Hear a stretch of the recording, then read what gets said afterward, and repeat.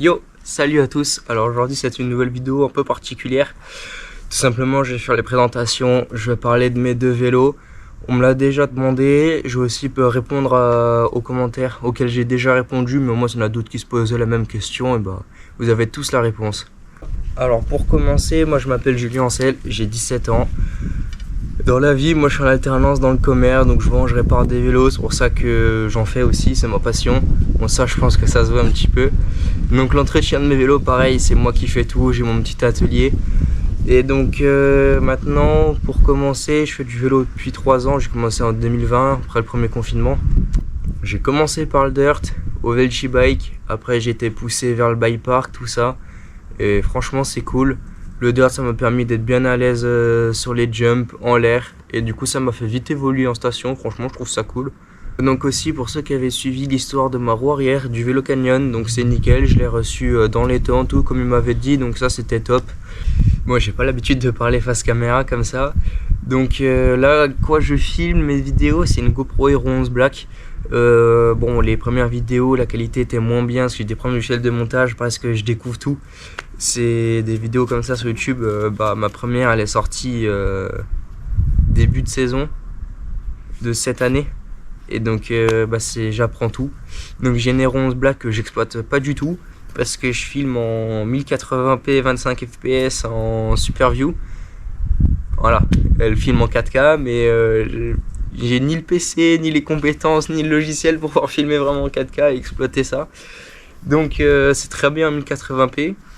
Pour la fixation de la GoPro, je vais mettre la photo Amazon et en fait j'ai acheté un scratch qui se met sur le casque. Le casque que j'ai c'est un Fox Rampage MIPS classique.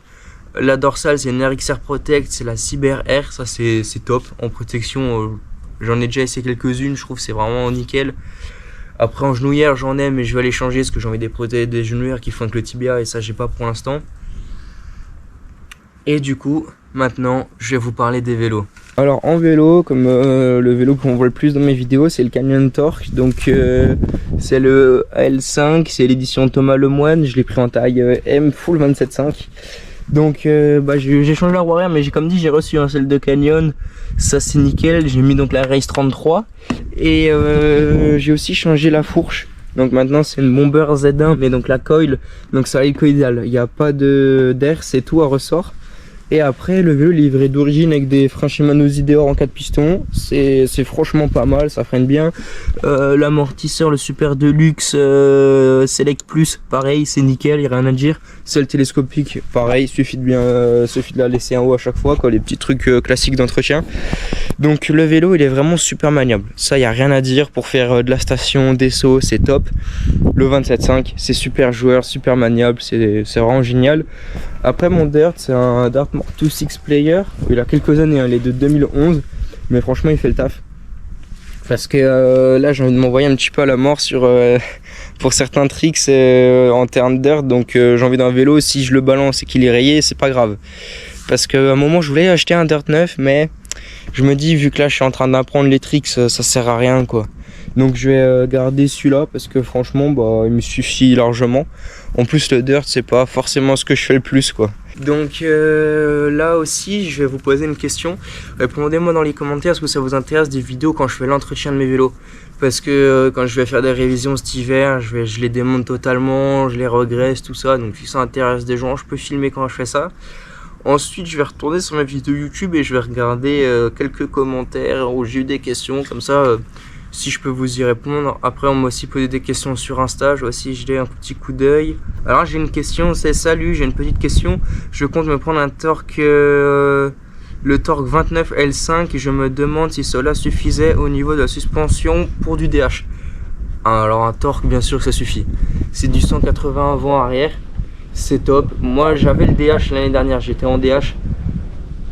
En fait en hors saison j'aime bien faire des petits freerides et tout, et du coup je pédale un petit peu, donc je trouve que le freeride c'est l'entre-deux, c'est parfait et c'est encore plus joueur, donc c'est cool. Après tu peux toujours le monter avec une WT mais en 190 mm pas en 200, donc ça c'est possible si tu trouves que tu manques des battements. Donc là j'ai une question, donc on me demande si les sangles pour tenir ma GoPro sur le casque ça tient bien. Alors oui, En plus, ça bouge pas tout. Par contre, je pense que c'est mieux d'avoir, vous savez, la grille au niveau de la mentonnière. Après, moi, franchement, ça tient bien. Comme dit, je vais mettre la photo de celui que j'ai acheté parce que franchement, je le recommande. Ils disent que c'est fait pour la moto et le motocross. Quel était le montage de roue? Le montage de roue, alors on parle de quand j'ai cassé la roue arrière d'origine. Alors en fait, c'était un cerclage Raceface R30 avec un moyeu Shimano MT500. Et là, ce qui est cool, c'est comme dit quand j'ai récupéré la nouvelle, le cerclage c'est le même, mais le moyeu, ils ont mis le SLX. Donc au moins c'est beaucoup plus costaud. Bon, normalement la Spank est plus légère, mais au moins j'ai une deuxième roue. Si un jour j'ai une galère sur la Spank, hop, je peux changer, ça c'est cool. Et donc franchement c'est bien que Canyon il m'a renvoyé ça avec un cerclage mieux et tout. Enfin, je veux dire le moyeu de meilleure qualité, au moins il n'y a plus de problème parce qu'en fait c'est le moyeu qui a cassé. Hein. C'est vraiment là où ça tenait la cassette que ça a cassé. C'est vraiment l'axe qui traverse. Hein. Tu roules dans quel bike park? Bah là, les vidéos que vous voyez, c'est Lac Blanc Bike Park. Après, dans la suite, j'aimerais bien en faire plusieurs. Là, on m'a demandé si BS Training c'est mon sponsor. Non. J'aimerais bien en vrai. Je pourrais leur demander, ça pourrait être cool. Pour l'instant, je suis pas sponsorisé. J'ai changé de four, j'ai eu quelques questions. En fait, on m'a beaucoup demandé ce que ça apportait d'avoir une fourche avec un ressort équidial. En fait, l'avantage d'avoir une suspension comme ça avec un ressort, c'est que le début de votre débattement est beaucoup plus progressif. Alors moi, j'ai quand même le ressort, il est à mon poids, il est nickel. Et le rebond, je l'ai mis rapide parce que pour faire les sauts, je préfère, c'est ce qu'il y a de mieux. Et donc, en fait, ça apporte plus de confort sur le début de débattement. Après, talonner, vous talonnez pas parce que là, vraiment, la fin, elle est très rigide. Et si vraiment vous la talonnez, c'est que le ressort il est pas pour vous, alors que vous êtes mis en bas de la réception. La dernière question qu'on m'a posée en commentaire YouTube, c'est t'as pas fait de retour, comment est ton torque? C'est le meilleur vélo que j'ai jamais roulé. Voilà, c'est simple, rapide, efficace. J'ai roulé Giant, Moonraker, Dartmoor en Dirt et en DH. Et le torque, Freeride. Ah non, il est là. Freeride, rien de mieux. Franchement, c'est génial. Et puis, si vous avez d'autres questions à me poser, posez-les en commentaire, j'y réponds à chaque fois. Donc, au moins, ça vous permet d'avoir une réponse. Parce que là, j'ai pas demandé à ce qu'on me pose des questions. Je fais pas de FAQ particulièrement. Après, si vous voulez en faire une, d'ici quelques temps, je pourrais en refaire une. Mais bon, pour l'instant, je pense pas que j'aurai assez de contenu pour faire une vidéo. Alors, on m'a demandé si ça faisait bizarre de rester avec un amortisseur à air alors que j'ai une fourche à ressort. Non, comme disent que ma fourche, je l'ai quand même réglée assez slope. Le ressort il a mon poids mais il est quand même... Non en fait il est juste bien, le ressort c'est juste le bon. Mais le rebond je l'ai mis vite.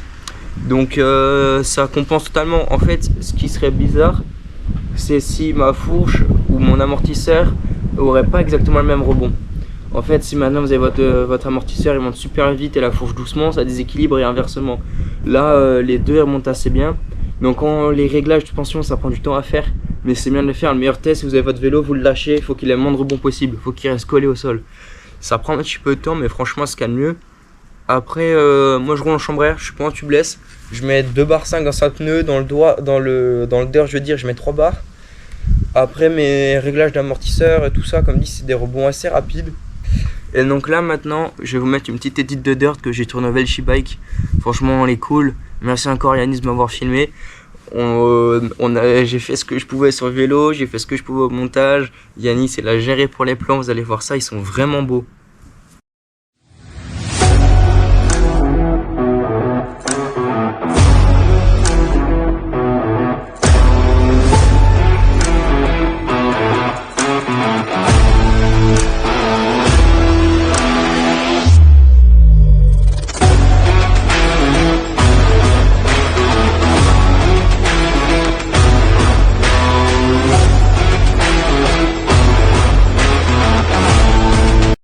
Avant de finir cette vidéo, j'ai juste 3 dernières petites choses à vous dire.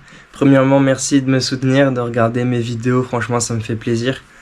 Deuxièmement, n'hésitez pas à venir sur Instagram parce que je mets souvent des petites edits, des petites stories, des petits trucs en plus. Et troisièmement, si tout ça vous avez quand même un contact de sponsor, moi franchement je suis preneur. Si ça me permet de pouvoir me développer, investir un peu plus dans le matériel, dans les vidéos, tout ça, moi je suis totalement preneur. Allez, merci encore de regarder cette vidéo, merci encore de l'avoir regardée.